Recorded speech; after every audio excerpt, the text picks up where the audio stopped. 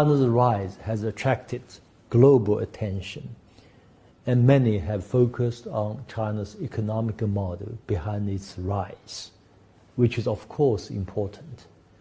But China's evolving political change has been somehow ignored by many. In fact, without much fanfare, China has established a system of meritocracy, or what can be described as selection plus election. Competent leaders are selected on the basis of performance and broad support through a vigorous process of screening, opinion surveys, internal evaluations, and various types of elections. This is much in line with the Confucian tradition of meritocracy. After all, China is the first country that invented the civil service examination system, or the Keju system.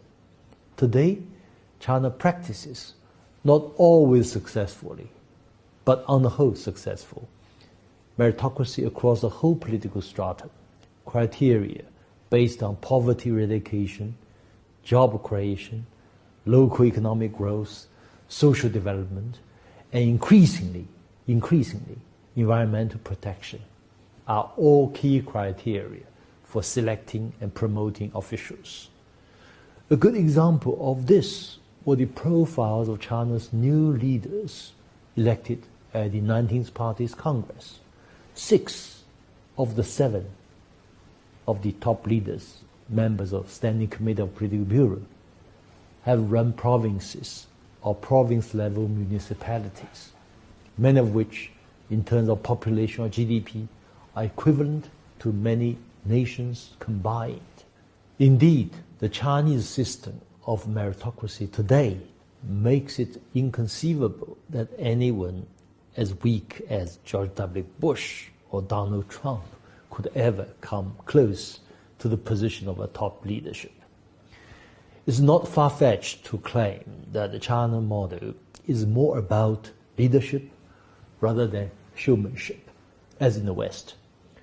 China's meritocratic governance challenges the stereotypical dichotomy of democracy versus autocracy.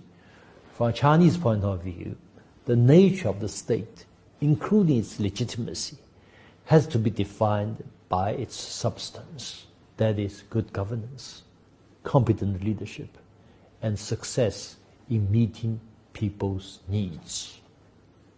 So, despite its many deficiencies, the Chinese polity has delivered the world's fastest growing economy, has vastly improved living standards for most Chinese.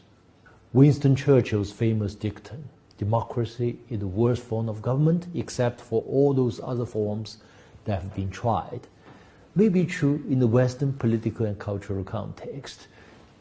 And many Chinese even paraphrase Churchill's remark into what Sun Tzu, China's military strategist of the 6th century BC, called 下下策, or the least bad option, which means a system that would allow for the exit of bad leaders through regular elections.